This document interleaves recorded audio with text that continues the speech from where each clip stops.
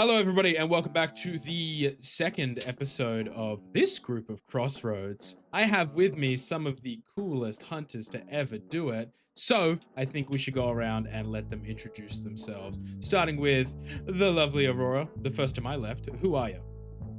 Hi, I'm Aurora. You can find me online at Aurora_lore on Twitch and Aurora J. Culver on Instagram.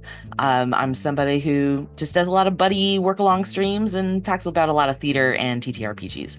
I'm going to be playing Ada Weston, a librarian by day, a romance monster fucker writer. Not actually. You said what you by said. night. You said it. You said it. Shit. Yeah, do we want to pass it along Toss the to ball to Lucky? Lucky, who the hell are you, dude? Hey, how you doing? My name's Lockie. I'm from the Mimic's Den. You can find us over at Instagram primarily. There will be a tree with links in it, which will take you through to our podcast, which should be out by the end of March. We talk about world building, playing, creating monsters, classes, all that sort of fun stuff. I'm playing Gerard Cole, a antiques dealer who loves to assist hunters and has nothing suspicious about him at all. I'm gonna swing this bad boy over to Jojo. Enjoy. Sick. Hi. Hello. I'm Jojo. I am a cultural anthropologist, storytelling anthropologist. You can find me all over the internet at Jojo Culturalist, where I help out with different projects and podcasts and storytelling platforms. But tonight I am a much less eloquent person, but no less poignant. Johnny Slim. Old Howling Johnny Slim, a wiry canine lover. Just a little guy, just kind of quirky. I was gonna say you bring the credibility to this episode right until you kind of trailed off at the end there. Justin, bring us home. Who are you? Hey everybody, how's it going? I'm GM Justin. You can find me on all my socials at Forever GM Justin. You can also find me over at Roll D5, where we specialize in playing any TTRPGs. I'm playing Javi, Ramos. What is it? Your average run-of-the-mill hunter. Yeah. I'm just a little guy as well. Nothing too crazy. Just enjoying the world and seeing all the shenanigans that go with it that you don't normally see on a day-to-day basis. We're just a team of little guys, aren't we? Oh my goodness. Hello, I'm Cloudkill Connor. I exist on this channel as Cloudkill Connor. You can see all of these beautiful videos over on YouTube at Cloudkill Connor. If you like wearing clothes, boy, do I have a treat for you. I make them. Go and check them out. They're pretty cool. And I am going to be the Lore Master, Dungeon Master, GM for this session. But that's enough promotion. Real quick, if I can also throw another bit of promotion. You also do a little bit of stuff over with a small little channel out there called Winter Tales Co. that's running this cool little project called Castleton. There's not that many people. It's like 120 something. That's almost should be done probably by the end of this by the time this recording gets done. On top of that, you also do merchandise for Veils of Atheum over at the Smoking Glue Guns channel too. I think that's what you do too, Connor. I could be mistaken. That's okay. Yeah, don't undersell yourself, man. Give it all. Now I have to pay you to have said that. Yes. It's all good. I was actually kind of kicking myself. I wasn't wearing any of your merch right now, so it's all good. Look, it's okay. So yes, if you do not know, a lot of these beautiful players are actually over on Castleton too, which by the time, depending on my editing schedule, this comes out, it'll either be close to being over or over. And we all play wonderful characters over there, run by AJ Winters. If you are a fan of long-form storytelling across an epic 120 plus people situation, that is your kettle of fish, and you should check it out because there is enough content in there to last you at least however long you consume content at a speed at. And if you are a fan of the incredible Justin that you see today, he does play in a game called Veils of Atheum. I do make the merch for it. And Whitney, if you're seeing this, I love your work. Okay. That's it. That's all the plugs. Everyone get those smiles off their faces. I'm being serious now. Shall we begin? Let's do it. Yeah. Let's go. A screen fades up to reveal a small, dimly lit office. Bookshelves loom across the walls, crammed with these ancient texts, cracked leather bindings, and faded maps. A desk lamp casts this pale glow over these scattered papers. There's handwritten notes and open books across the desk. In the center of the chaos, a woman sits hunched over, her hand trembling as it grips a pen. She's muttering under her breath, frantic, repeating the same phrase like a mantra. It's not real, it's not real, it's not real, it's not real. Her hand suddenly jerks and the pen clatters to the desk. She grips her wrist, her sleeve slipping back to reveal this glowing symbol beneath her skin, the veins around it twisting unnaturally, these dark tendrils spreading up towards her elbow. Her breathing quickens, sharp and uneven. Our camera pulls back slightly. The shadows in the room seem to shift, pulling unnaturally in the corners. The whispers grow louder, curling through the air like smoke. It's not real, she whispers again, her voice cracking, but she can't take her eyes off her arm. The mark pulses faintly like it's alive. From behind her, a voice cuts through the silence, low, smooth, almost amused. But it is real, Rachel. She freezes, her head turns slightly, just enough for the camera to catch this terror in her wide eyes. The shadows at the edge of the room twist and writhe, taking on faint shapes, almost human but wrong. The voice continues, soft and coaxing. You wanted answers. You wanted knowledge. And you can share it. Her gaze darts to her computer monitor, the screen glowing faintly in the darkness, illuminating her face as she stares at the email. The subject reads, meeting scheduled. Hank's friends, 5 p.m. The whispers crescendo, drowning out her breathless gasp. These shadows surge towards her and the mark on her arm flares bright red, forcing her to cry out in pain. The screen flashes briefly, showing this jagged mark burning deeper into her skin, and the camera lingers on her face, twisting in agony before it pulls back to focus on the room now engulfed in this unnatural darkness. The whispers cut out suddenly. The camera focuses on that email one last time. The subject line reading Hank's friends. And we cut to title screen.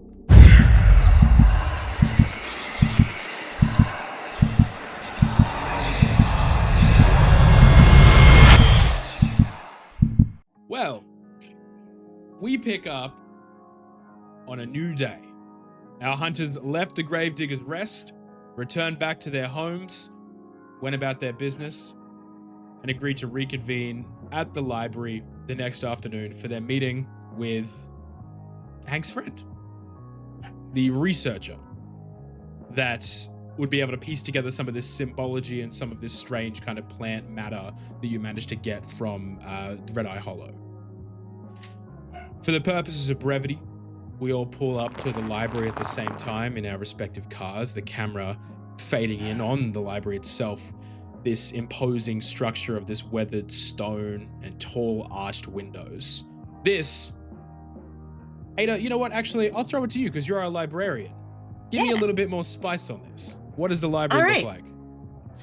So the library is a building that was built in the 1930s. It's got just, like a really solid, good roof, stucco.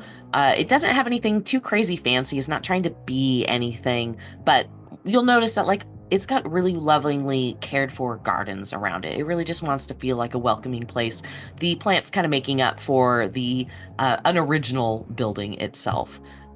The really nice thing, though, is when you go inside, you see crafts, things that kind of are just themed for what's going on in the community that the librarians kind of get together and make, sometimes with kids and with families that come in. But you can tell that, the carpet's really worn, that outlet looks like it's kind of hanging out by its last thread, but this library is very well loved. I've been to many libraries like that. That invoked an instant sense of nostalgia. Please take a fate token for the beautiful description. Thank you. And don't read into that I'm giving one so early. Incredible. You've all pulled up out the front of the library here. It is kind of getting later into the afternoon now, and the meeting was scheduled for when the library closed. Ada, you've got keys to the library. You are the librarian, so this is this works perfectly for you, effectively. But there is a beat where you've all kind of gathered on the curb out the front here. Is there any conversation occurring? What's happening? Ada just like kind of waves. Hi guys. Yeah, go ahead and take a park. Yeah, give it a little distance. I've got a little bit of a cold. I didn't even come into the library today. But thankfully, it's after hours, so I'm not going to get anyone sick. But just, he waves a little bit distant. Glad that we're all here though. I'm not really sure what to expect, but I mean, who am I kidding? I'm going to learn something new. It's probably going to be something great for a story. I can't wait. Johnny, by chance, do you have any more of your, pulls out the thing, Go Blind whiskey?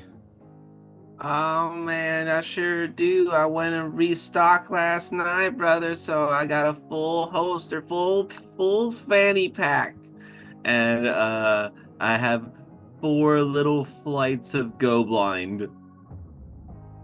You're gonna see as Javi puts the thing back. He's like, "Can I at least get 2 of those?" I want to see man. It.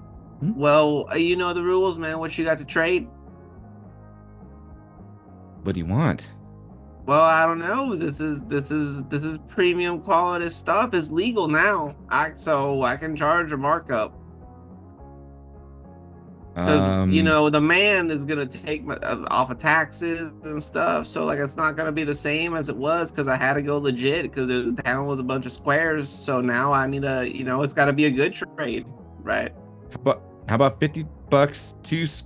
2 squirrels and a pound of alligator jerky. Alligator jerky. You know what? You double the jerky and you got yourself a deal, man. Stone face, just Javi reaches over, shake your hand to make that deal. Shoot. You know the rate for going alligator jerky these days? You could. Man, I'd take that deal. Yeah, mark down that you have, what was it, two bottles of Go Blind whiskey? Yeah, it was 2 of them. Gerard wants to sort of look over at Javi. Last time we had an engagement, Javi, you came out of it a little less for wear. How are you feeling? You're going to see Javi kind of look down at that strange marking and just kind of like rub it before kind of brings the sleeve down a little bit. I've slow to recover. I don't exactly understand what all has happened, but I'm sure we'll figure something out. Right? Gerard will pull out just like a small pouch, just like a very soft linen, and hand it to you. I found this at home. It was a friend of mine. It will protect you a little from whatever's trying to find you for the moment. Okay. You'll see as Javi takes it and just like, we'll put it away. He's like, I appreciate that. Thanks, friend. It's fine. You be safe. Out of curiosity, how noticeable was that marking? Was it already kind of pretty covered up and you just kind of like covered it more when you looked at it? Yeah, good question. Is it something you've displayed to anybody else yet, or were you pretty secretive about it? I would say that Javi was not necessarily secretive about it. If somebody had saw, and just as Gerard had asked about it, he would have shown, but Javi would not have necessarily been fully open about it. Like I said, if you saw it and you asked about it, he would have mentioned it, but otherwise it's one of those he's seen it and he's concerned about it. And since the last time we would have our characters would have met, he would have been trying to do as much research as possible, trying to figure out what this symbol actually means and what the implications are as to how he got it and what it could possibly mean for his future. I would love if you would like to roll me a lore check, please. Yeah, I was gonna ask you, like, hey, how's the research come out on that? Yeah, let's find out right now. So I'll tell you right now, the esoteric nature of the symbol is gonna denote a pretty high lore check. So I'm gonna ask for a DC 20 lore check. Whoa. Oh, Jesus Christ. Oh, thank God I have a D20 in my lore. How do I use fate tokens again?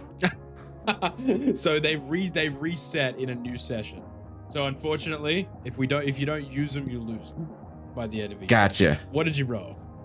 I rolled a 4. Ooh. Sweet.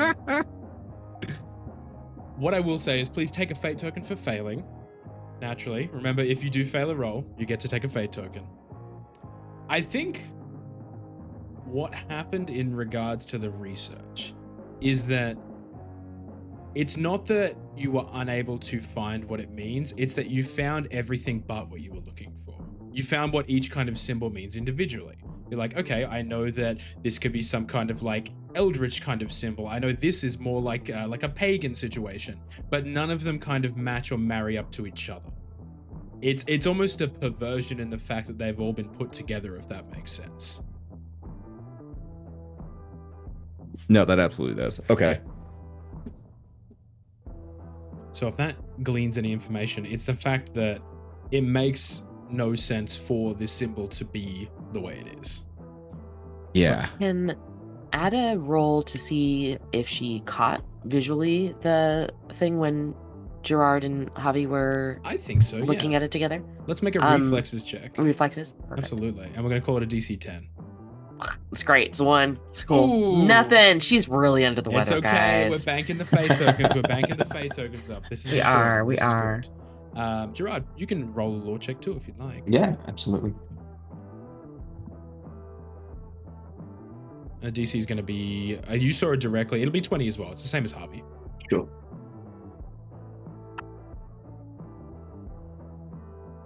Well, 11. Fate tokens all Start. around. Strong start. Everybody Hell gets one. yeah. I think for you, Gerard, and feel free to push back on this if you'd like, but I think that whatever information or memory that you're trying to glean about this is kind of, it's like it's trying to hide from you, basically. Sure. That you're trying to grasp onto what you think this could be, and every time you feel like you've got a strand of it, it slips away. Like something is trying not to reveal itself to you, like a secret. Whoa. Okay. Who had the blood? Did Javi take that as well, or did I keep that in the... I've got the little plant blood thing. Cool. Yeah. Cool. Mm. Ada, did you learn anything about the blood yet? I don't know if I have. Lore Master. No, not yet. Would I That's have what been our able to- researcher here Not is yet. for. Okay. That's what we're doing. Yeah. Absolutely. Okay. I got ahead of myself. Now we're I'm hoping sorry. we're hoping Dr. Rachel Whitmore can help make some kind of connection between the symbol that we found, the just different like those high up markings, broken branches, and yeah, this thing, and she'll just kind of like pop it open out of it, and if I remember correctly, it's like this like plant vine looking thing, but there's definitely what looks like human blood because it is red and iron based. Has it like dried out at this point, or is it still kind of wet and squishy? It's still pretty wet and squishy, which you know, cool. I think most of you know that like blood tends to dry, you know, fairly quickly. It'll get sticky and tacky at least, but this is staying fairly viscous and liquidy. Lawmaster, Yes. Cute. is there a role you would let me take to see at what point the degradation of this is at? So if I was to marry it up with, say, human blood, how quickly coagulation, that sort of stuff occurs, what would you call that? I would call it a law check as well. Okay. I would say it's a DC 15. Okay. That's pretty nice. I like that. 10. Ooh. Okay. I think, please take your fate token. I will. think it's less of a, I have no idea what's going on, and the fact that it is so close to human blood in kind of like the scent and the look of it is what's confusing you. You're like, that should have coagulated. You know, it's weirder that there is no correlation between them. And I think that's probably what throws you through a bit of a loop. So instead of not knowing anything, it's more, again, that there's too many options of like, this should be correct, but it's not. And I think that feeling of uncomfortableness settles over of like, why are these things just outside of my grasp of understanding? Okay. I think they'll pull Gerard for a bit of not a loop, but he'll be a lot quieter for the moment. The sun is beginning to set. The library is in front of you. Are you guys headed inside? Yeah, most definitely. Yeah. Ada's gonna have the door unlocked, kind of get us all situated in one of the reading rooms and just be like, hey, go ahead and make yourself comfortable. But Ada will be kind of like jumping back and forth between the door and the room that we're gonna be in so that she can show our guest in. Absolutely. Yeah, you can see the receptionist, Beverly, is like packing like a small little bag. She's headed off for the evening. She greets you as you walk in and she's like, hey, Ada. Hi, hun. How's it going? It's good. How was going today? Good. It was busy. We had the reading. We had that new author come through. It was really sweet. They did a reading to the kids. It was wonderful. I'm so sorry I missed it. This dang cold, man. And you see Ada's got like little old school granny hanky with like her initials in it and everything. Just, sometimes this woman cannot be pegged. Is she wanting to be as cozy and sweet as possible, or is she as wild as her books? Anyways, so Beverly, thank you so much for hanging out a few more minutes. That's okay. But I've got it. You can go ahead and head on out as soon as you're ready, man. Thank you so much. All right, no stress. Okay, well, I'll head on out. I haven't armed the alarms yet, but you can do that. That's okay. Oh, yeah. You got it. You know me, I can lock this place up in my sleep. Okay, she puts like a little tote bag over her shoulder and heads on out. And you see like the comfortable little like private like office room that you've essentially reserved for this. It's nothing too flash, I would say. There's like a fairly standard table, a couple of like mismatched chairs in the sense like it's all of the best ones that have been pulled together into this room there. You see there's like a not quite like a full like floor to ceiling window, but like you can see out into the rest of the library from here. It's comfortable, if not a little bare bones. But you guys are the first ones to arrive here. It doesn't look like your guest has arrived yet. And we're just expecting Dr. Rachel, right? We're not expecting anybody else? Correct. All right, cool. Just Dr. Rachel, yeah. Yeah. Hey, by the way, does anyone need a cup of coffee or tea? I can make something in the librarian's lounge if that sounds good. Ada's just very nervous energy. She's a little excited because she's going to get to meet somebody who's a specialist in some lore and some history. And while she really appreciates all the research Javi's doing, she loves the old stuff. Give her some good old musty books. Yeah, Ada, if I can get a water or a coffee, whatever least convenient, whatever's most convenient for you, that'd be great. I'll get a water, and if at least one other person wants coffee, I'll put on a pot. I'll take a coffee. Great. Yeah, no, a cup of Joe sounds all right. You got it, Johnny. All right, Ada will say, "Oh, just keep an eye out on the door. You guys should be able to see it right away. I'm gonna go in the lounge. I'll be just a few minutes," kind of thing. Yeah. Incredible. Okay, well, when Ada walks away, Johnny's gonna pull out of his like leather bomber jacket that he's wearing this morning from the inside pocket. He's gonna put out a little beat up book that says "Good Dogs, Bad Reactions, Handling Reactivity," and it looks a little dinged up like he took it from somewhere else. And he's gonna trade books here now that the authorities of the library are gone. And I'm going to do a book swap that I probably stole from another library 20 years ago. Oh God! My goodness. Lucky. Ada is under the weather. I am a menace. I cannot be stopped. He's a good boy, but bad reactions. Okay. And I want to look for a book on potent herbs, and I'm looking for a book on. Really, I'm trying to do tradesies and see if I can find something on the funky vines, funky moss. But barring that, good spices for some good go blind tea. Some additives to the Globine whiskey. Maybe I'll make them deaf now. I don't know.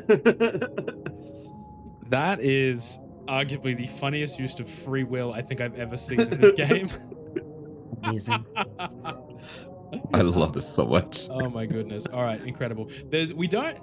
Okay, you know what? Here's what we'll say. Give me a D100 roll. I know it's not generally in our spec of this game, but give me a Okay. D100 roll. I can sure do that. Let's see. Here's a little guy and another little guy. That is a 75. 75, incredible. Okay, this is actually from another campaign that I have that I'm just going to pull up now, where I have a Okay. list of like library books, and I'm going to try and find you something that actually fits for this. Okay, sick. I'm gonna ruin the That's an awesome library's list. I'm gonna ruin the library's alphabet system. Yeah, this is going to ruin the Dewey Decimal System. Okay. Yeah. You begin to stalk your way through the shelves. What section of the library are you putting your dog book in? This is very important to me. I think I'm gonna put it. I think I want to put it in the home improvement section. Like, or maybe I Bad didn't know. Johnny, bad Johnny. It's funnier if I put it in the self-improvement section. Yeah. It's gonna for him. He's gonna put it back in the self-improvement section, but it's funny like this. Absolutely. You pass the finance section. We see like Rich Dad, Poor Dad, and like all of those kind of books in there. And then you put it in the self-improvement section next to like the subtle art of not giving a fuck. Yeah. It's a joke for all my self-help book fans out there.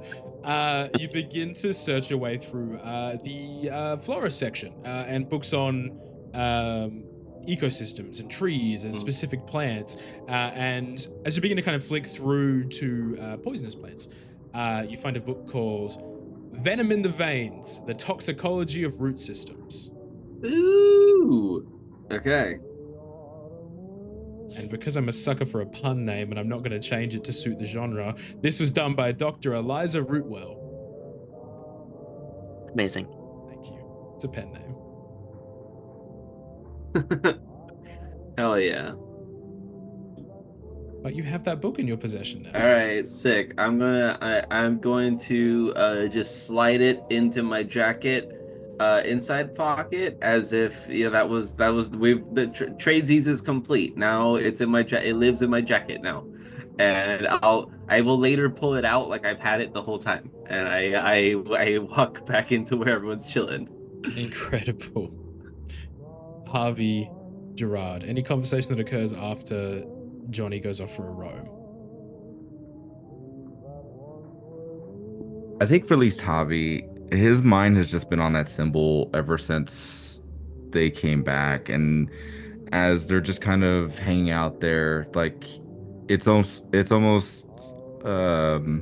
instinctual at this point that he just rubs that area where on his forearm where that symbol's at, as it's continuously playing in his mind, trying to piece together the what this could mean for him. I think Gerard would lean forward a bit and probably sitting, just playing with the pendant around his neck. Do you want to talk about it? Are you okay? I'm just a little concerned is all.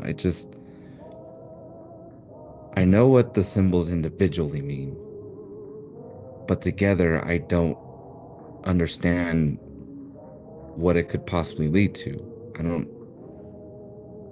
I'm just afraid is all. Generally you can look to the past, you can look to history, you can look to old books about how certain things could potentially lead into something else, and have an idea as to what your future can lead into, but I don't in this case. And that's the scariest thing for me. I know if I get bit by a werewolf, where my life goes. I know if I get shot, I have a chance at surviving. I know that if I am in a sticky situation, more than likely I either have a way of getting out or I know things end right there. But with this, I don't know. That just makes things so much scarier, I understand what you're saying, and there's a part of me that understands. I like to be a man who is is prepared for anything that can happen. It's how I do business, and it's how I always have done business. And you, Javi, you're allowed to feel fear. It's natural. That's a part of it that you can control. Maybe take a bit of solace in that, even if you can't find the answers right now. That's why we're here, isn't it? Yeah. He'll extend a hand as to like offer a handshake. You'll see as Javi will slowly go over and reach out to shake your hand. The look of just like of understanding, but also still a little bit of pessimism in what his future may hold is still kind of prevalent in his face. But you'll feel him. He'll shake your hand and just hopefully we can figure it out. I'll make you a deal here that I will make sure that we find the answers. I'll make you a promise. And he'll tighten his grasp and shake. Incredible. And Ada's gonna pop her head in and go like, "Hey, who wants cream? Who wants sugar?"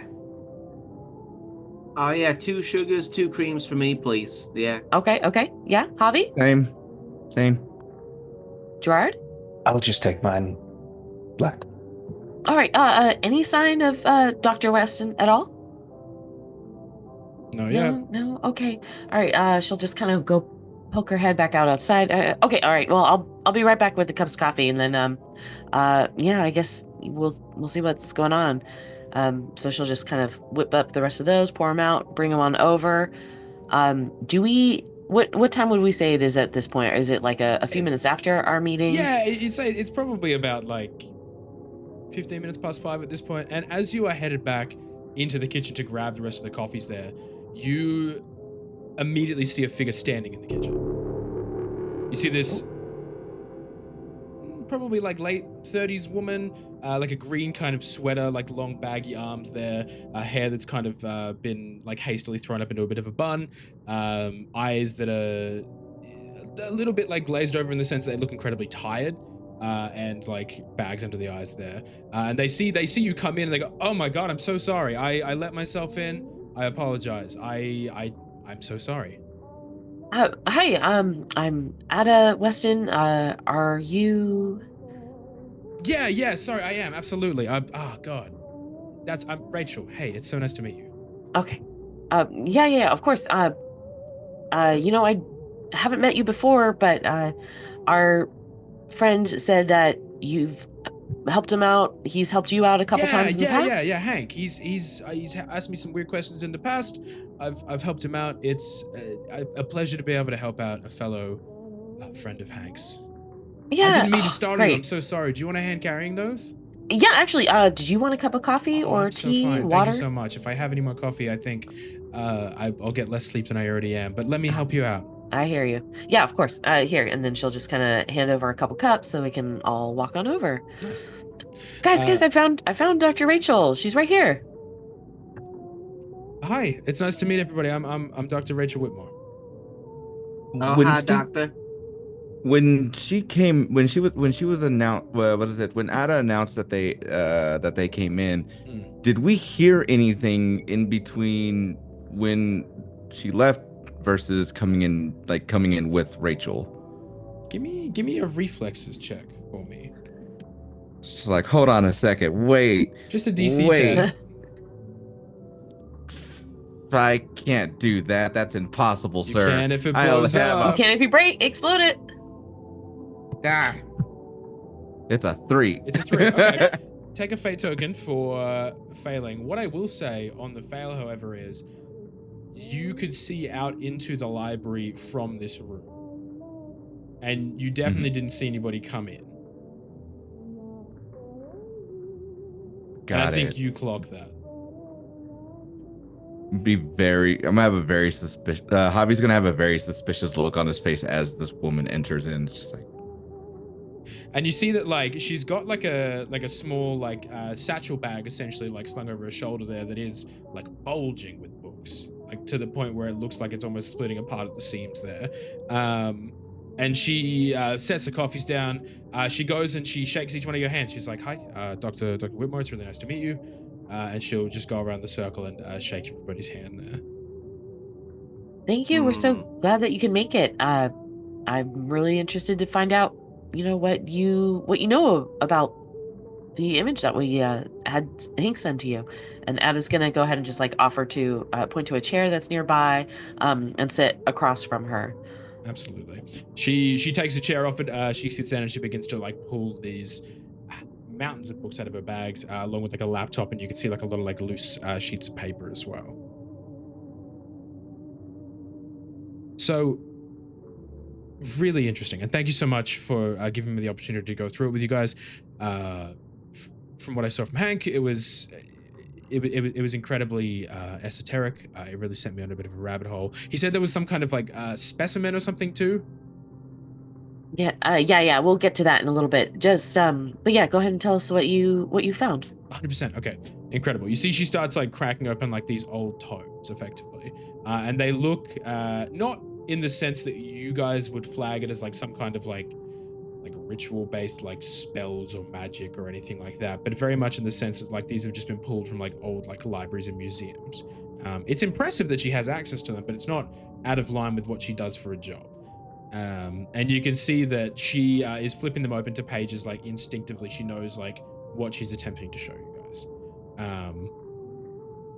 So basically the symbol that you sent me, and I don't know how much research you guys have done on it already, but the mountain at the top, obviously that's like a divinity, holy. Does that make sense? Like that's generally like your Olympus, your heaven, like, your anything that is like held in high regard. The issue is naturally that there's this like long line dragging through it, and then this collection down the bottom. And what that tends to mean is that there's like a gathering of something at the bottom. So I did some digging and I had some looks. Johnny, while she's chattering on, remind me of the ability that you had, the hunter's sense. So I have that Johnny flavored as hunter's instinct, and a callback to when in episode 1 whether or not predators know their prey or not. Johnny has the uncanny ability to sense other supernatural creatures nearby. Incredible. I think that as she's talking, and you can see she's like very animatedly moving, flipping open books, she's opened up her laptop, she's like running through some research there. It's less like I'm smelling another supernatural creature, but it's like I'm smelling something that another supernatural creature has touched. Oh, okay. Interesting. I would say, I think as Arena is like, yeah, it's kind of like when there's a top dog around town, right? When there's just kind of somebody on top, and then there's like a, sometimes like a pack will congregate. Give me a charm roll. DC Charm. 10. Okay. My charm. Yeah, I gave myself a D20 because let me see. 15. Ooh, incredible. And you succeeded by more than 5. Which makes it even better. So I think as you say like top dog, and your voice kind of rings out a little bit, there's almost like a little bit of like unintentional like reverberation on that, if that makes sense, in this kind of enclosed room. And you can see that the doctor almost like shudders for a second. Not quite, kind of a little bit different. This is and it's rattled her the way that you said that. And she keeps looking over these books and she goes, so there's no record of this place ever have it's rough. She pulls out what looks to be like an old newspaper clipping there. You can see that this thing has survived like some kind of fire, and all you can see that has been left and untouched by flames is like Brook Motel. And then because I'm local and because we're in the library, is this a local newspaper? Is this? It is. Okay. It's a local newspaper. But you've been here your whole life. I think that's fair to assume. Yeah. You have never heard of this motel. Okay. And she goes, are you guys familiar with like the Mandela effect, where like Bernstein, that kind of situation? Yeah, of course. No. So it's this theory where basically people think that like one version of reality is kind of separate from the other, and in one parallel universe, the Bernstein Bears were called the Bernstein Bears, and another one they were called the Bernstein Bears, and it was spelled differently. And like people have competing, conflicting memories of both of them existing at the same time. Oh, all right. Yeah, no. Sometimes if you drink the not legal brews, like sometimes you can have alternate versions of what you remember the past being, and then when you wake up the next day, what actually happened. These can be very so I have some cursory knowledge on these things too. I found Johnny, I'm really worried about you. I like maybe don't drink enough any more of those samples of your. Oh, of well, your that's stuff. just like the feedback I get. I ask people to fill out customer reviews, and sometimes people tell me they don't know what they did the night before. And so I'm just saying I know that phenomena, right? Like I've seen that. Yeah. I don't think that's the same thing there, Johnny. Just sort of, yeah, 100%. This hotel, if you talk to a few people, they are sure it existed, and it was a prevalent piece of the town's history. But you guys don't know it, right? No, I've never heard of it. What are the local motels nearby? The ones nearby, you've got like a 4-star like Motor Inn, basically. Like, it's surprisingly upmarket, and a lot of them are just like they're passing through on the highway. This is very much a town that people like will stop in through the way through. Nothing that would resemble like a Brook Motel or anything of like that nature. There's probably 2 other motels in the area but nothing that would look like what this does. You can see like the photo itself, from what remains of it, is what would have been like a really like well-appointed motel. It looks nice. You can see again like that Brook Motel sign standing there, but it looks like, actually, everyone give me a lore check. That's I have a couple questions of info. I would love to know if we can get that with the lore check. Absolutely. And the DC's 10. Oh, great. Yeah. Oh yeah, DC 10. Let me get my D4. And remember, if you have a sufficient dice in it, you can always half it too. So if you had a D20 for lore, you can take half instead and just get a 10, just to succeed it. Do dice explode in the Yes, system? dice do Yes, they do. Yeah. Okay. Yeah. Do it. Do it. Oh, that's a 4. That is a 4. Hang on. Let him cook. Let him cook, boys. Let him cook. 3. God damn it. You were on the precipice of it there. What did everyone else get? Almost. I have a 12. Nice. 11. 11. I'm gonna go ahead and split mine and just take the 10. Ooh, okay. So everyone but our wonderful Johnny here. When you're looking at it there, you guys, in the pursuit of what you do, have had to cover up evidence before. It's a less of a headache than having to deal with local police from time to time. Like, depending if you've gone to a different town, you don't want them to know that, like, someone got killed by a vampire.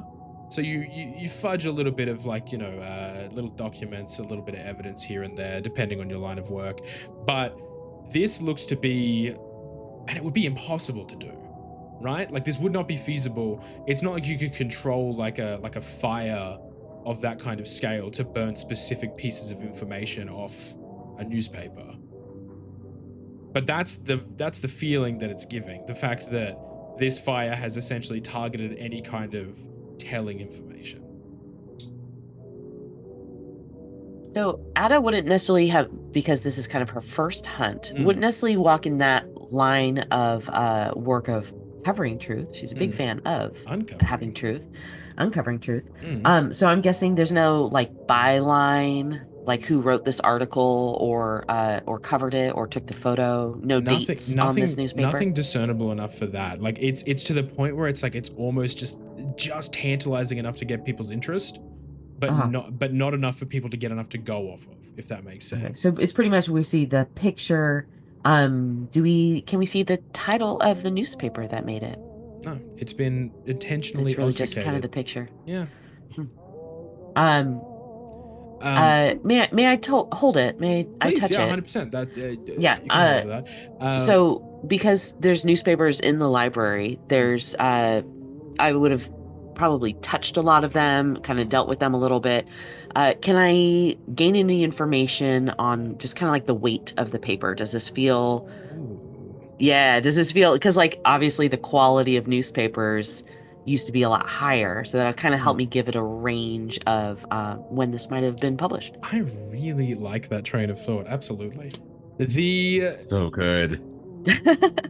This is like just, you're showing, guys. Don't worry about it. Yeah, this is so I love when somebody like is like, let's get granular, because this is the type of shit that I really enjoy. Yeah, as you grab the paper, like the feeling and the you know the GSM of it, if we'll get really paper specific about it, right? That's right. That's for all my paper nerds. It feels quality. And if you had to kind of like pinpoint something like this, like they don't make newspapers like this anymore. It's all like, you know, very thin, easy to throw away paper because nobody's reading them anyway. Yeah. This would kind of give you like a 70s, 80s vibe, if that makes sense. Okay. Like it feels like it was an era when like things were made well. Yeah. But then like for this to have like existed but then been burnt again doesn't make sense, if you know what I mean. You know, it seems like something has gone back and tried to eradicate. Yeah. That's interesting. Does it feel like it's crumbling in my hands? Like, how careful do I need to be with it? It feels like it'll persevere, basically. Okay. It almost seems like this is like a little bit of like a lifeline, if that makes sense. Like, whatever is trying to be forgotten doesn't want to be forgotten. And just because it's a newspaper, what's on the back? Oh my goodness. A bunch of ads. I'm so glad you asked. Give me a fun one. Oh my goodness. Do you have a D100 for that? No, I don't have a D100 for that. What's a 70s themed ad? I feel like it would have been for like a really dangerous no seatbelt like having convertible. You know, something that like goes too fast. The Ford Pinto. There we go. Ford Pinto. Perfect. It weighs 1,000,000 tons. If it crashed into a wall, the engine block would just fly back through the car, and there's no seatbelts. Great, but that definitely helps add a feel like, okay, like this is 1970s, great, fabulous. Yeah, I think it 100% would accommodate it. But also, like the Pinto was legitimately one of those vehicles that if you crashed into it, it would burst up into flames, because I think the way they designed it, the fuel tank was in the back, so legitimately, if you crashed. So Ada's gonna feel a little like this is a little bad combo. That's the ad on the other side of this burned paper about a burned out motel. Yeah, and I think you'd probably know as well, like, you know a lot of like the local towns nearby. Obviously, you know, like the newspaper itself, the town you're in is the Wickfield Gazette, right? So the Wickfield Gazette, yeah. So you could, if you wanted to spend the time, start digging through these other newspapers and finding it, but I think that like I was gonna make a note and then possibly see if she can have one of the other librarians kind of, you know, run through it in their spare time in the next day. I like that, yeah. 100%. As she passes you the newspaper, can I just get everyone to make me a quick little reflexes roll? And the DC is 8. Yeah. Reflexes. Weird question. And this is above the table, not necessarily for my character. Does she do a good job of making sure I don't touch her? Tell me what the reflexes roll is, and I'll let you know. Oh, well, it exploded. So give me 1 sec. All right. What was the DC? All right. 8. 9. Perfect. I got a 13. Oh, okay, 2. Take a fate token for me, Javi. I'll take another one of those. Racking those babies up tonight. Bank them up. Gerard? So I got a 6, but I spent 2 fate tokens to make it an 8, which is the dice, so it explodes. It explodes? Yeah, I rolled again, so it's an 11. Ooh. Question, if I may, though. Does that picture mean anything to Gerard at this point? Ooh. Above table, I want to know too. Give me a lore check, buddy. Would that give it a? I'm gonna go start my own red string board. Let's call it a DC 10. It's not high. Okay. That's a 12, so my dice explodes again. Okay. 19. Ooh. Well, no, sorry, 17. 17. Okay, well that changes everything. Yeah, absolutely. You are flooded with a wash of memories, I think, of something that you've been trying to put behind you pretty heavily, I would say. And I think you and I both know what that means. Yeah. Um, He'll keep quiet at the moment. I think there'll be like this a pained look on his face for a few seconds before he recomposes his figure. But I think that would set my teeth on edge about this person who has got a hold 100%. of this. So only Javi didn't succeed the reflexes roll, right? I think everyone else got above the 8. Yeah. Yeah. Why do you say it like that, Connor? I beat it by 5. If that Quiet, gives simple boy. gives me extras. Oh no. As she passes it over to you, I think Ada, you do notice that she is trying pretty hard to just like probably hold it like this, you know, like very much like a between the two fingers situation. But what I will say is that like as she brings the arm up, I said she's wearing like a very baggy sweater, like long like sleeves in there. You get a nice little peek down the sweater arm, anyone that rolled above an 8 there. And you can see like just this like faint, like almost like red like glow from beneath the arm there. And like the start of like a black like vein that's like just threatening to peek out the edge of the sweater before she tucks the hand back in and brings it back there. But Is it okay to say that Ada possibly clocks that when she hands it back to her? Absolutely, it is. Cool. Yeah, because if she sees the vein, she's gonna just kind of like try to keep a recoil down, so to speak, because Ada's knowledge of supernatural is reading and not personal experience. So that's gonna kind of set her up a little bit. And she's gonna go back over to where her chair is. Who, out of curiosity, who would be sitting next to Ada? She's kind of across the table from our guest. I'll let someone else pick. I think I'll be. Oh, go for it, Jojo. I definitely think Johnny, in just his audacity, would be next to Ada with the book from the library, looking at. Have you pulled out that book yet? Sorry, I'm about to start pulling out, because I too am a learned researcher. Okay, and so I will pull out Venom in the Veins. Can I roll a reflexes check? You don't need to. This is your fucking library. You immediately all right, great. pull a book Thank out you. that's got like, it's like, you know how some libraries like wrap like the books in like a nice like, kind of like clear film, and you Super open it old up school. and you can see the library card in the front, like Perfect. it's stamped with the library's logo. Johnny, I'm going to assume that you mean to put that back where you found it, but thank you for taking the initiative in finding that book. And she like totally has like her you pissed off the librarian voice. It's very sweet. This saccharine voice drips out you there, Johnny, as you flick open the book there, the toxicology of root systems. And while he's doing that, Ada's gonna write just like a quick note. Javi, would you be across from the table or across from? If if the way that the table is positioned, because Javi would have been sitting where he's like looking out into the library. So if y'all came in and then she's sitting at that front at the chair in the front, then Javi would have been sitting right next to you. Yeah. Cool. On the other side of you. Ada was like gonna write a note and show it to Johnny, clocks that book thing and has that interchange, just like, I'm not sharing this with him. Writes out on a piece of paper, something's off, but kind of has like a weird little way that she kind of writes it down the paper so you can tell what she's trying. Oh, you know what? Actually, I know what she's gonna do.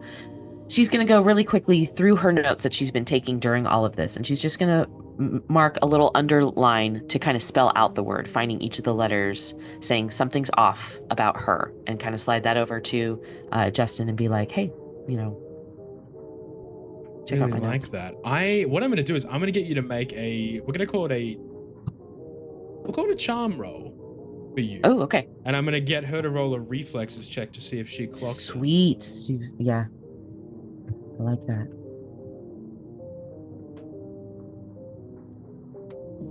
Wolf. I'm gonna go ahead and use both of my fate tokens to make it a 6. Ooh. She rolled a 3. Oh my god. All right. You just very almost casually, as if you're showing Harvey like a bit of like collaboration of like research here, like slide it across. And Harvey, you very quickly see like the something's off in like a very simple like coded message. You would see Javi, he would also have his book out too, and notice that, clock it, and then go through his notebook to kind of looking like this with all sorts of like tabs and whatnot. Before he would stop on a page that is relevant to anything that we got going on, and there's a part where he's written its relation to what's going on in that particular time, but it starts with "I know," and you'll see as he circles that, and then just kind of like slides his notes over and says, "This seems interesting. Hey, does this compare to?" And he'll slide his book over to you, Ada, and say, does this look does this match up with what we have right here? Holding to that page for you as well. Yeah. But it's going to be where like the back, kind of like the way it is right here, so that our guest doesn't see what I'm exactly showing you. Yeah. Nice. I really, really like that. I'm gonna just- assume then that it probably means Gerard's closest to her. Yeah. Yeah, 100%. Okay, Gerard, cool, you cool. are the closest to the doctor. Having seen that glow, can I make, say, a charm check to see if it would fit with any of the strengths that we hold at the moment as players? Ooh. I really like that. Wow. I really enjoy that. Like an intuitive kind of check to see if it reflects anything that you have. Yeah, absolutely. Give me a charm roll. It's just going to be a DC 5. Super duper easy to hit. I will halve my charm dice and then beat it by 5. Ooh. Nice. Nice. Nice. I'm getting played on this episode. We're too We got fast it, for crew. you. We What got the it. hell? I'm getting ganged up on. I thought that's what you wanted. That's so fucking cool. What you signed up. It is. Okay, that is incredible. So I think that as you clock it there, you know, and you have or had, I'll leave it up to you, this innate ability to kind of like conjure a little bit of fire when you needed to. Or, you know, just these kind of gifts that you've been able to hold on to. This feels less like something intuitive or instinctive or gifted and more like something that has been unwittingly bound to this person. Okay. If I've clocked that, and I probably gonna do something dumb, so I'm sorry. I'm gonna look to the rest of those gathered around here. I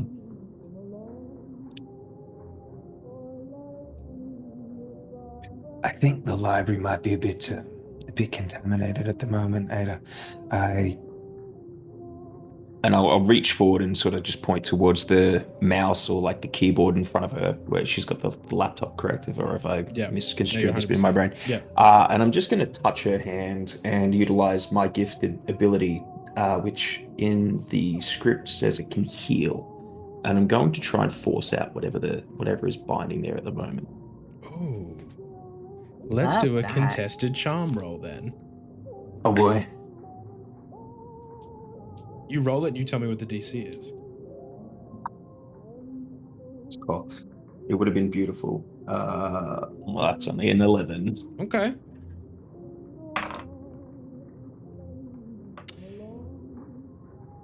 I gotta get new dice. That's a 3. All right. Here's what happens in pretty rapid succession. Gerard, you reach out and is it like a snap move? I think it'll be nonchalant at the beginning, where like I'm watching the conversation go down between, the professor herself, and then when I've clocked that, I'll sort of be watching just everyone quietly, and then it will just be me pointing towards the screen, and then just like the hand drops as if I've overshot pointing, and that's what the contact is there. Ooh, incredible. I like that. So you reach out, overshoot the mark there, you land on her wrist, and you set this pulse of healing energy through. And you can see that as it begins to take, the glow emanating from underneath that other arm spreads across and starts to like fill the chest, and it seems to meet in the middle of where you're trying to heal it there. You can see she immediately drops all pretense. She looks panicked. She looks scared. She looks at you and she said, he made me look at it. I don't know what any of this means. And you can see like her neck kind of like snap back at an unnatural angle. And the black kind of veins that you saw distending out from this thing start to and go up the side of the neck there. And I'm going to need everyone to roll a little bit of initiative for me based off reflexes, but I will say that's going to take off one of her major abilities. So I'll get everyone to roll a reflex check for me as we dive into a little bit of combat in this incredibly cramped space. Seriously. Sorry, guys. No, it's great. That is huge because you've just kind of nerfed her. Thank goodness. Absolutely get her tweaking out in the library. I got a 3. All right. I got a 1. Okay. Okay. So I got a 4. So I got a 7. Nice. A 4 and a 7. Oh, did it explode? Yeah, the 4 exploded, and I think what is it? So I rolled again, and I got a 3. Let's so go. 7. Nice. Okay. So and we then have 6 for me. 6 for you. Stunning. All right.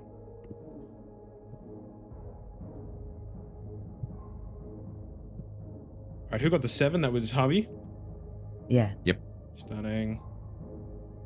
And Gerard and Johnny, 1 and a 3. Maybe. Perhaps. Yes, I got a 3. All right, stunning. You were 2 in character. I respect it. Alrighty. Yeah. You see this neck snap back at an unnatural angle, and these veins start to climb up her neck there as this like 2-tone voice starts to emanate out from her, and you just hear it go. The mountain waits and you are nothing but fuel for it. Top of this initiative order, Javi, you are up. What are you doing? First thing I'm gonna do is you'll see Javi just jump up from the table and pull out his pistol and like point it at her and be like, what do you fucking mean by that? And he will stand there, his finger is on the trigger ready to pull at the moment this lady does something that makes him uncomfortable in any way, shape, or form. So that's all he's going to do and ask that question. So that's where he's at right now. I like that you asked the question, and I'm going to give you a choice here. Do you want her to answer the question for you? Yes. All right, roll me a charm roll. DC 6. Sweet. Wish me luck, everybody.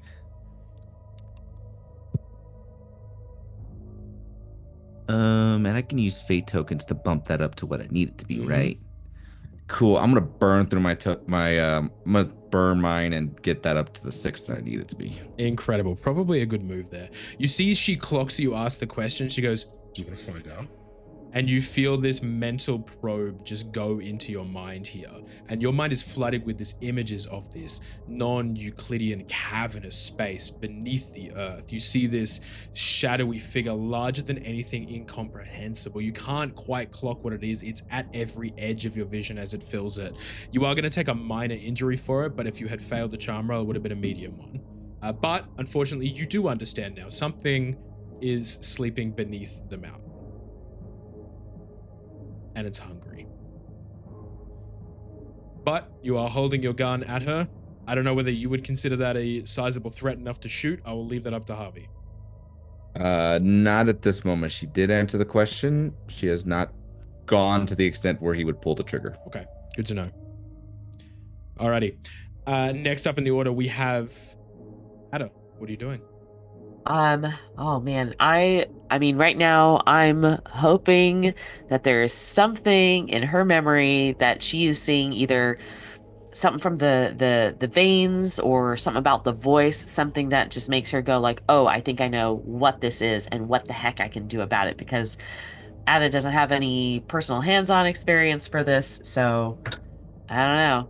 What I Is will that- say is that- is yeah. you're pretty steady, and I think that it probably clocked like when you saw the book that Johnny stole. Yeah. Give me a lore check. Great. And it's only a DC 10, but you can't halve it because it's a snap decision. Fabulous. 14. Incredible. It's almost like these black kind of veins that are snaking up are very like root-like in nature. I think that's pretty clear to see from the get-go, where like it's almost as if like this entity is essentially like some kind of parasitic like root that is like taken hold inside this woman.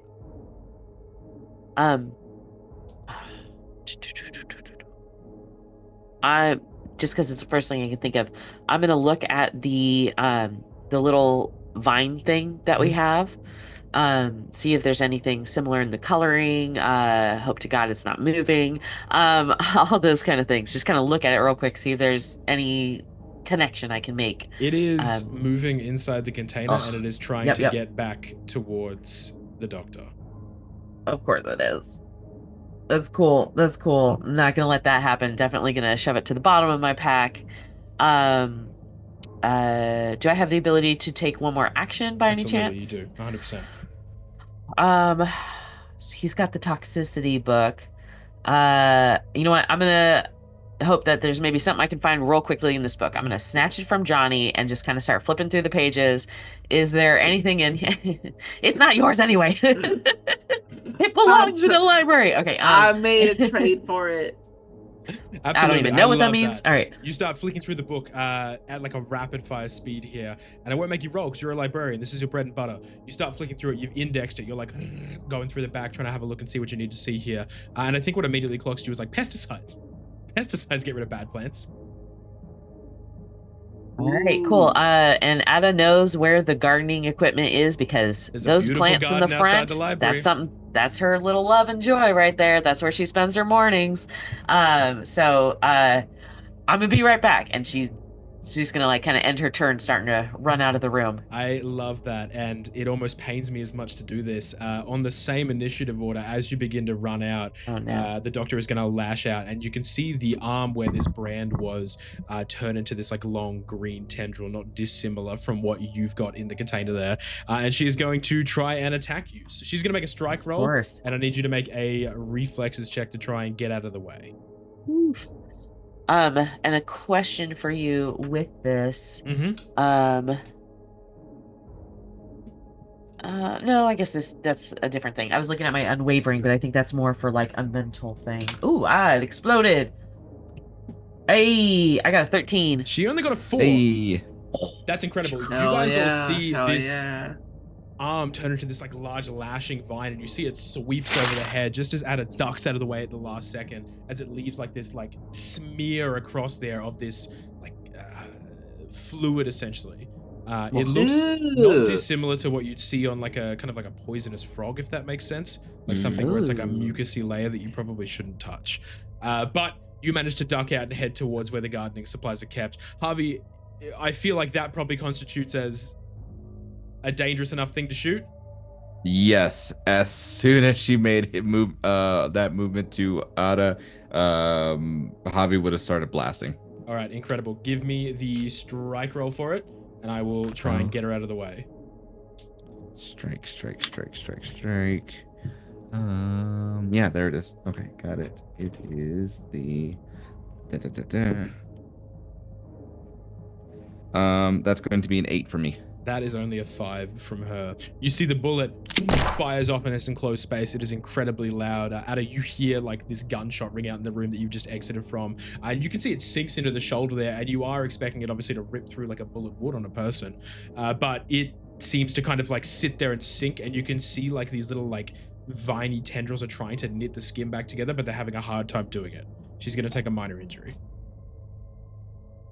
Very nice. Woo. Anything else? Johnny, make her go blind. And speaking of Johnny, it is your turn. What are you doing? It is in fact my turn. Okay, sick. I'm gonna just double check some here. So just to clarify, um the doctor lady is tweaking out and throwing frog slime powers at us. I think that's a pretty fair assumption. The doctor is tweaking out and just throwing frog slime powers at you. Okay, I just want to make sure that was in fact what was happening here. Okay. I think what I'm gonna do. What is the grit stat? The grit stat is essentially like resisting like supernatural like forces or like resisting like large amounts of pain. Okay, sick. All right, I am gonna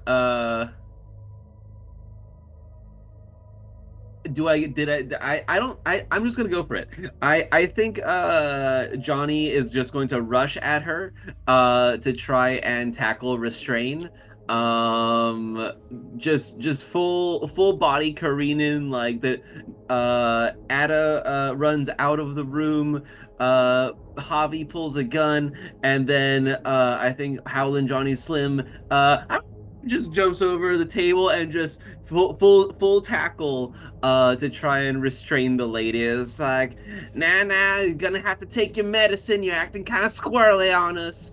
And I'm gonna I want to maybe use the muscle or strike stat. I was gonna ask muscle if you feel like that's appropriate, and Okay. she will make an additional muscle check to try and get the hell out of there. But I can tell you right now, it doesn't look good for her. Oh, well, I rolled a 1, so... She rolled a 3. She only has a D4. Do you have any fate tokens? I don't know if I do. I made a fresh sheet. Oh, no. Anyone that's within a scene can also give fate tokens. Just remember that, if anyone has any. I burned all of You mine. burned already. yours, and I don't think Gerard has any. That's Wait, I okay. have the ability smooth talker, so I should be taking 2 when I failed. So I will palm my remaining 2 to you, Holy shit. Oh. Johnny. That'll get you to a 3, and in this system, it's always in favor of the players. So if you sick. beat her roll, you're gonna tackle her. Okay, I jump on her. I grab. I bear hug. You leap through the air with a little bit of lupine spring in your step as you just tackle this woman, and you can see like she hits the wall, like a pretty like resounding crack of like head on the back there. But you see she's still conscious and she's still moving around trying to get the hell out of there. But you've successfully restrained her for now. I don't know, man. We're just gonna get. I think. Ada, your friend's acting crazy. It's not my friend, it's Hank's. Okay. Alrighty, Gerard, what are you doing? Having sort of pulled back, watching Johnny springboard himself across the table, I will look at him and be like, "Good boy, well done." And then I will take a ornate dagger from my belt and just jab it directly into her shoulder, and try and keep it pinned there as well. Let's go. All right, give me a strike roll. And I will say roll twice and take the higher number because she is currently restrained, but I will make her make a reflexes check at disadvantage. My plus explodes. 10. 6. Hey. You stab the dagger into there. She is going to take a medium wound. Oh my goodness. You guys are absolutely nailing it. You stab down. She's currently restrained by Johnny, who's essentially got her in this like bear hug, and you've got a dagger driven into her shoulder there. And Javi, you're staying pressed, ready with the gun up the back there. Wow, that's so that's so good. You took out her like symbiotic entity feature with like your heal, if you were curious. I was curious. She can't infect any Oh, of dang. you. Oh, Sorry. dang. What did you just say? She can't infect any of you. Oh, good. I'm glad I heard that. We all heard the Yeah. same thing, right? All right. Top of the order, Javi, you are up. You've just seen Ada run out of the room. You've just shot. You've seen Gerard stab down and keep her restrained, along with Johnny, who's keeping her essentially on the floor. What are you guys doing? Fuck it. Javi's going to run around to the other side. He's going to pull out the original Go Blind whiskey I'm assuming this is the non-legal version. You're gonna pop that sucker open. All original. The original. Uh-oh. Is her mouth open?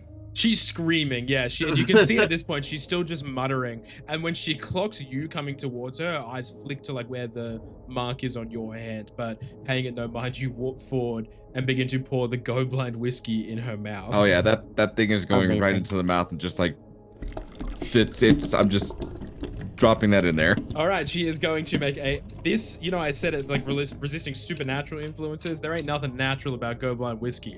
She is gonna make a grit roll. Oh my god, I want to make her go blind. Oh no. Okay, I arbitrarily set the DC at 10 because that makes sense for me. She rolled a 5, so she failed at more than 5. You begin to pour this Go Blind whiskey into her mouth, and you can hear her like kind of like bubbling up, trying to speak through it. That will, depending on what Ada does here when she gets back, potentially cause some catastrophe. She is currently mouthful of Go Blind whiskey, dagger in the shoulder, restrained by Hal and Johnny Slim. All Shot right. in the other shoulder. Goodness. Woo. Very good. Ada, you have just run into where you keep the gardening supplies here. What do you grab?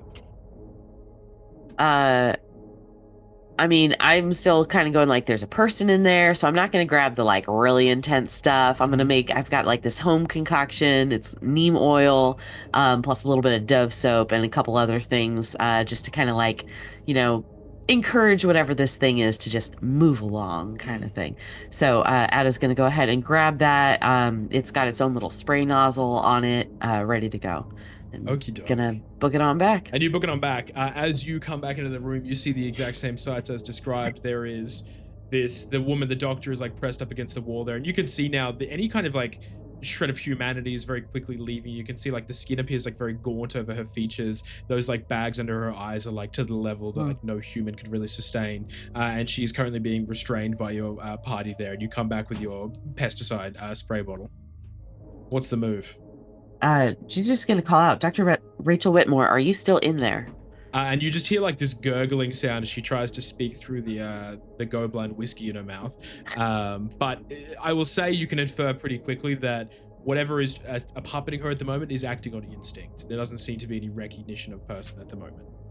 Okay. So because I'm not a big brawler fighter, I'm gonna kind of just hand the pesticide over into the mix, and kind of whoever wants to grab it from me can grab it. Okay. Who grabs the pesticide?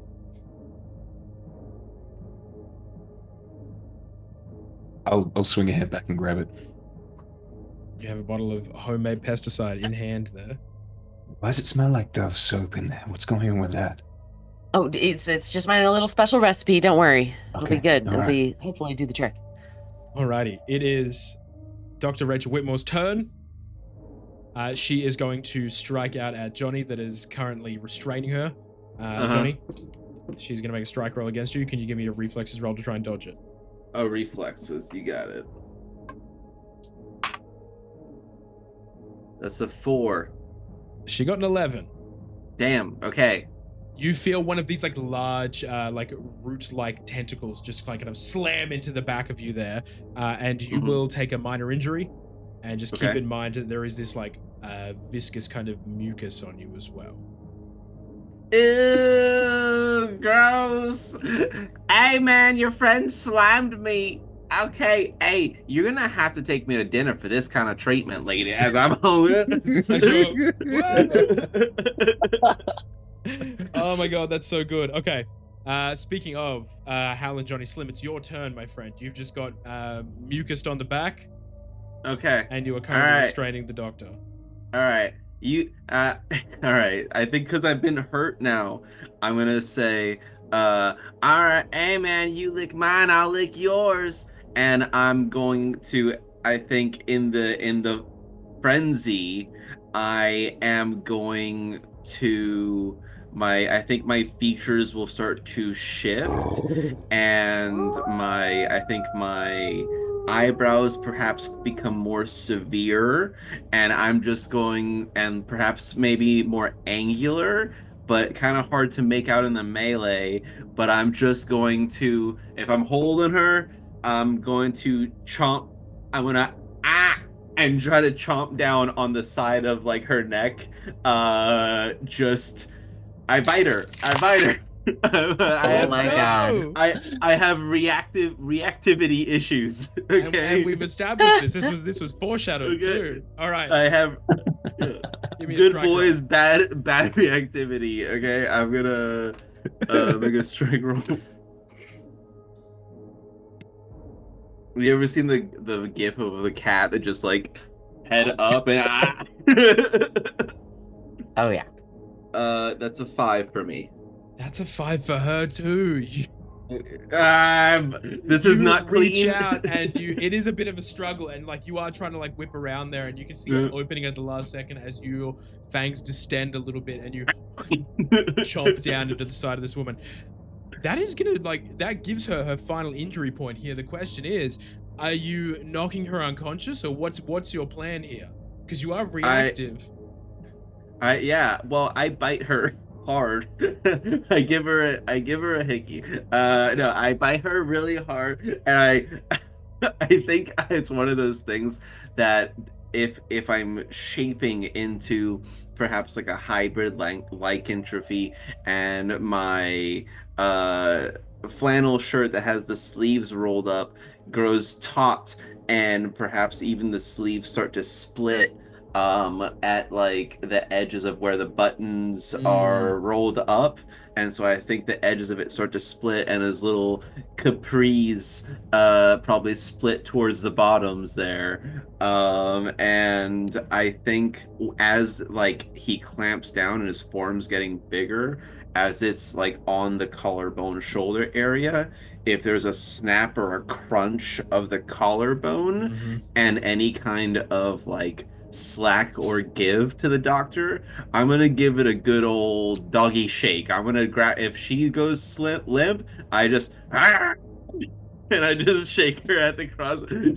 I'm gonna ragdoll her and then drop her. God. That is exactly what happens. You see Howling Johnny Slim here grab her, bite onto her, and start shaking the doctor around here as she is clearly like fallen into unconsciousness before you essentially toss her to the side. She is unconscious for all intents and purposes, but the thing puppeting her isn't.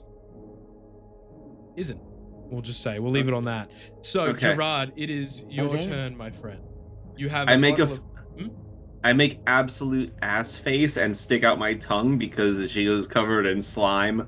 Yeah, absolutely. And you realize very quickly that if you don't like wash your mouth out, that is going to be toxic. I smear my tongue against the wall because it's so bad.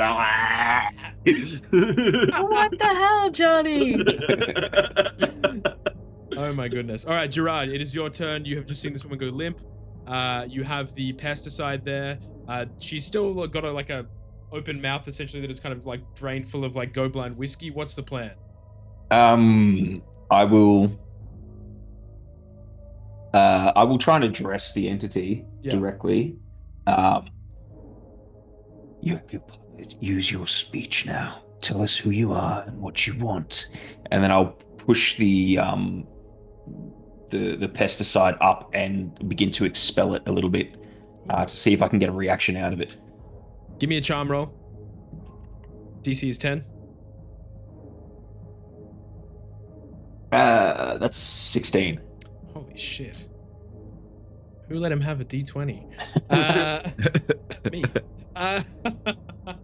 You just kind of like walk a little bit closer, just the faintest like spritz of that bottle, basically. And while it's nothing like potent, like it's not a, chemical grade type of like pesticide there, you can see that the head that had just ragdolled like kind of snaps back up in recognition of your words there for a second, spits out or like dribbles out what's left of this go blind whiskey, and then this voice that is just again this strange like two-tone voice. I remember you. How's your boyfriend? My husband. Congratulations. Who are you? And you see that, like, again, this, whatever's puppeting her starts to, like, move the arms in, like, an unnatural motion where it kind of, like, stands up and the arm and pops out of place there. I'm done with this one. Is she gone? Is she dead? And you see he spins her head around all the way. She is now. What the fuck? What do you want from us? Come and find me. Where are you? And he gestures to the plethora of research that the good doctor here left on the table. She put in all the hard work for you. Then let her rest. And I'm going to click my fingers and spit a little fire from my fingertips to the trail of Go Blind that's now spilling from its mouth. Burn in hell. You see the fire catches, goes up the shirt there and like begins to fill the mouth, and it does seem to trace down internally, and as it does, this figure just starts cackling maniacally, just this See you soon! As it says that, can Javi just unload the rest of his magazine into the absolutely head? as it begins to like cackle, and as it says see you soon, it cuts off as you fire the rest of the bullets off, and this poor doctor, this puppet of whatever sleeps beneath the mountain, falls unconscious to the ground. And just because we're in a library and there's a fire, like as much as she's heartbroken over Dr. Rachel Whitmore, she is running for that fire extinguisher just to make sure. Oh, everything's nice. good. Fire extinguisher. I thhougght you were going to grab the fire alarm. I was like, I don't know if that's the witnesses you want here. No, just fire extinguisher. I know where it's at. It's just on the other side of the door. There's plenty. We're in a library. Absolutely. You run to the library and you extinguish like whatever like flames that you need to lick out, because if you hadn't, it would have very quickly spread to the room. Yeah. But you are now And left. that's what I would have done if I was at the Library of Alexandria. You put the fire out there. You can see this smoldering remains of this woman turned puppet of whatever this creature was. You can see this plethora of research on the table. Johnny, very thankfully, you got rid of the goop on your tongue there, because you realize that was it was a toxin. It was a toxin that would have hurt you in the long run. Mm-hmm. But the research is there, and you can see that as she was explaining this hotel, this Brook Motel, what she was essentially leading to was the fact that there was symbology that she found that related this to that motel, basically. And she brings up the same symbol that you had seen on the tree, that mountain with the long line coming through it with the gathering of like energy at the bottom there, effectively. The same one that is matching Harvey's arm, and the same one that's also on the corpse of Dr. Rachel Whitmore here.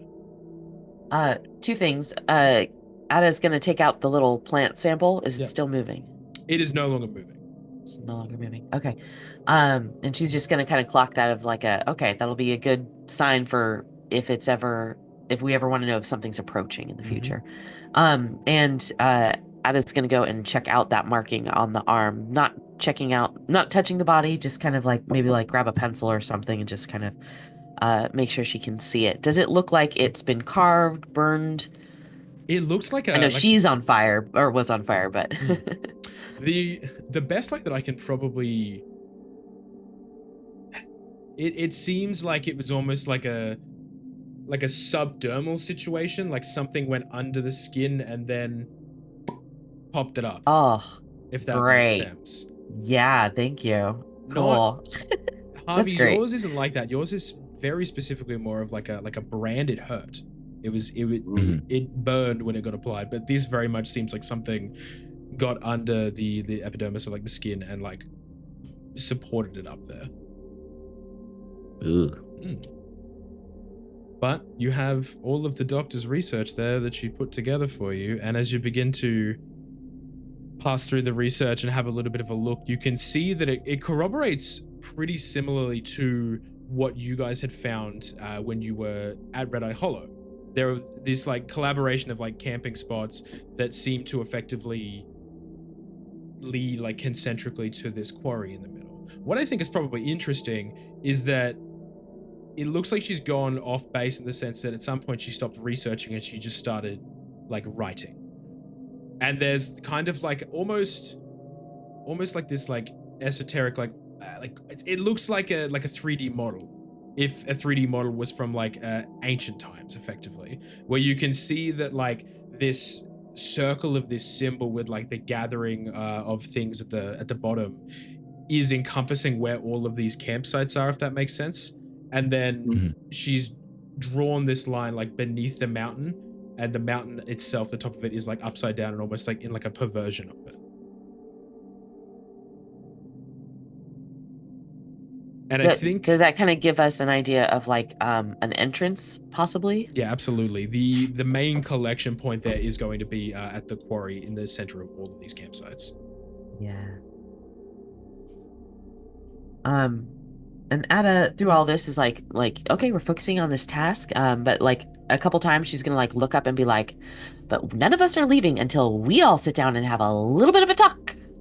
And she just specifically looks at Gerard, specifically looks at Johnny. Is Johnny still kind of wolfed out at this point, Yeah, too? Johnny, what happened with you there after the So here's the thing is I bit her, I ragdolled her, and then I was so grossed out by the taste, I started smearing my tongue on the walls. Yeah. so Yeah, I think while we look at books at some point, because at this point Ada does not trust you with the books, she's going to give you the cleaning supplies and be like, "You are cleaning that window. And you are making sure it is spotless."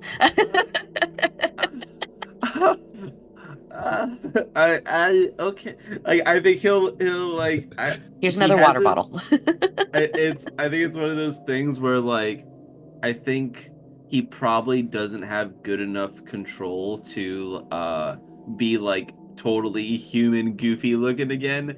I do think he has that kind of like 90s 2000s werewolf film where like the scrinkled the crunkled nose skin texture, the kind of heavier eyebrows, his beard's looking a little thinner, he's looking like Werewolf Kid, you know, Jumanji-esque when he's turning into the monkey, or you know, just that that vintage movie makeup prosthetic stuff. And Ada's gonna look at Gerard and be like, "You know, it's not quite what I imagined in my werewolf shifter book, but I think my artist did a better job." I'm just saying. I think you're correct. You paid the right points. He'll kind of like he'll like touch his face and be like, "Oh man, I don't know, sometimes I just get a little wiry, you know, like sometimes my beard, like, you ever just get so mad that your beard just pops out?" No, just me? No. No, sometimes I just get so mad and I crinkle and my nose stays crinkled like this, and then my fucking beard pops out. All right, I'll clean the windows, my bad. And Johnny, how much more Go Blind stuff do you have? I have 2 flasks with me. In grand total, how much of the illegal version of the Go Blind stuff do you have? Of the illegals, well, just the one that I gave you yesterday, and then just one, just the one that I gave you yesterday. It was like an experimental batch, you know. The one I gave you yesterday. And you're gonna see as Javi just kind of looks down at the doctor's body and be like, "Well, okay, and can we get that recipe so that way we could make more of it?" Unless there's just more at the store, but I'm not trying to get picked up by the feds, man. I already get profiled for looking goofy sometimes, so you know, but we can swing by the store and I can get some more, and we can, you know, it's a shame to waste good booze on them though. Like, you should, if you're not trying to see her anymore, I don't think you're using it right, because you're the one that's supposed to go blind, right? Like, if you see something you don't like and it causes you grief, you drink it, you go blind, and you don't have to deal with your pain anymore. I feel like you're not understanding how the alcoholism works. No. I understand how the alcoholism works. I also understand the flammability of your alcohol is, and then he's going to gesture at the charred corpse and like Exhibit A. Now, if we can take your illegal version and make that on a more grander scale, this might actually be very good for what we have to probably go do here in like the next few days. I don't know. Do you think we're Whatever. gonna need to? There's more of this. There's more of whatever this was. I just assume that that's probably what's waiting for us down at this whatever the fuck is below this earth right now. That's All right. Well, I'll get more of my pesticide. I can whip up some more bottles and get each of us like little spray bottles of it. Yeah, yeah.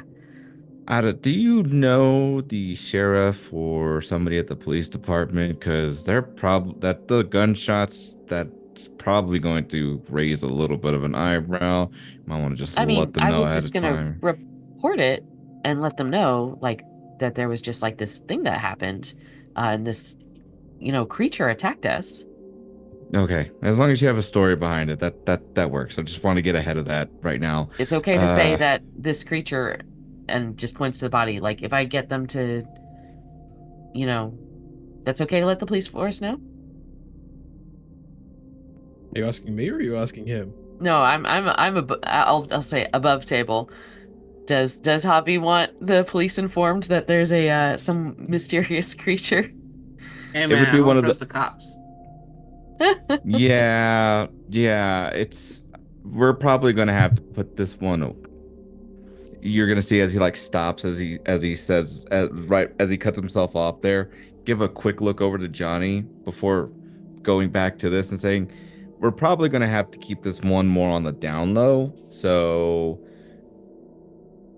we're gonna have to come up with a better story. We're also probably gonna have to get rid of the body in a different way. That's Is just this what you how do? Is this what the hunters do? You guys get rid of bodies too? sometimes yes, That sometimes gives me a couple no. ideas. And Ada just like pulls out a different book, and it's her one for writing stories. And she's like, just writing a couple of different ideas. How are we disposing Yep. of the body, team? Oh God. Well, I think here's the thing.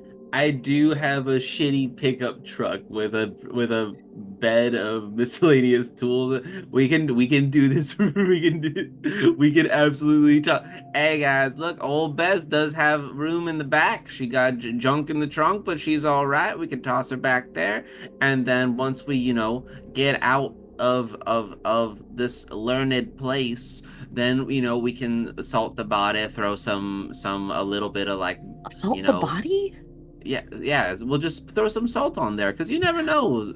It's like people get I Salt and always burn the body. always always Salt and salt. burn the body.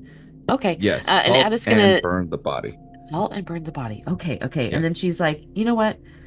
Looks in her bag, grabs like another small little book, and you'll notice that there's like a couple different notes in it from just the last couple days, just about everything that we've been dealing with, and it's anyone who's a big fan of the origin of this story knows that this is the start of a hunter's journal. Ooh.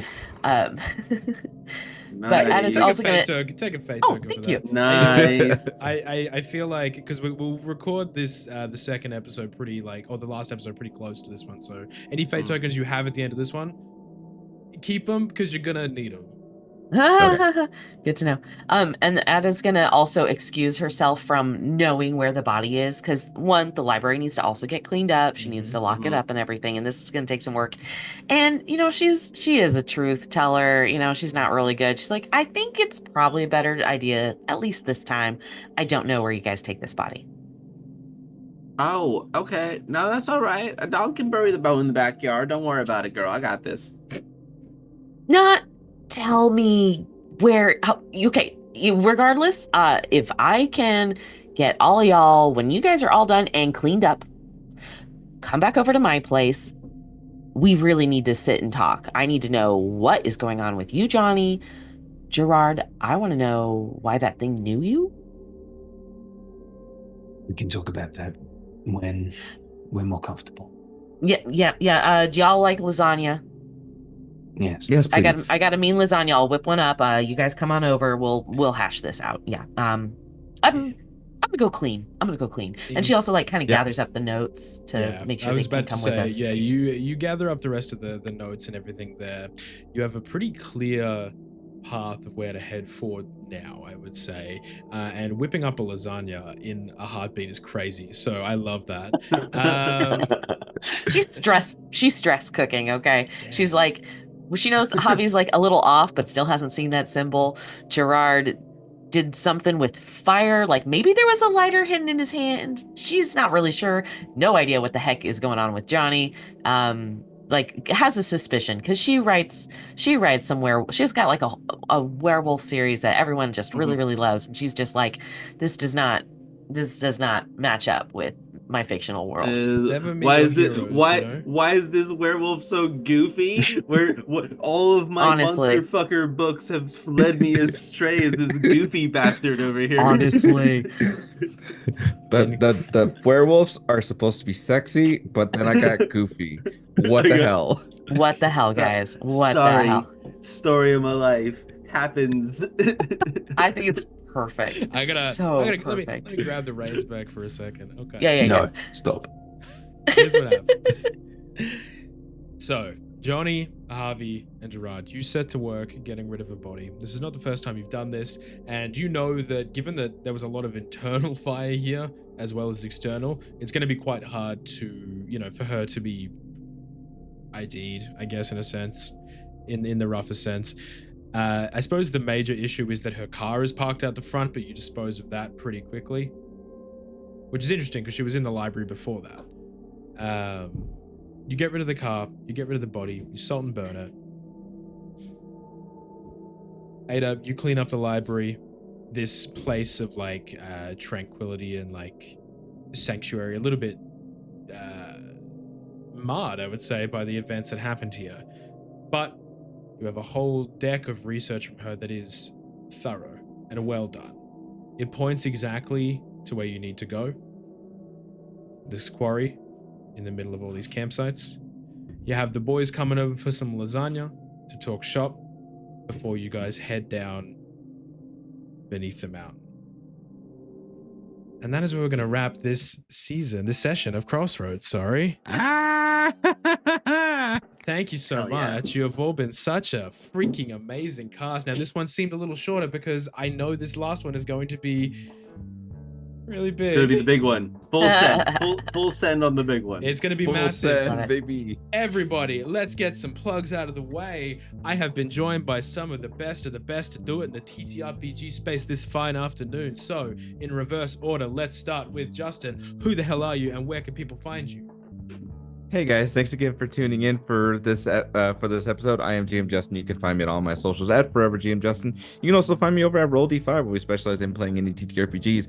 Follow us over there. We have stuff going on every month. We are doing theme months as well. So check out our our Instagram, our TikTok, our Blue Sky, anywhere and everywhere to see what we have going on. You may see me either as a GM player or running tech for whatever we have going on too. You can also find me over at Smoking Glue Guns channel every other Friday, playing right now as Naroop, the little grung Alexander Hamilfrog lookalike, as he deals with a brand new group that just has issues, and he's just a little guy and he's doing the best that he can.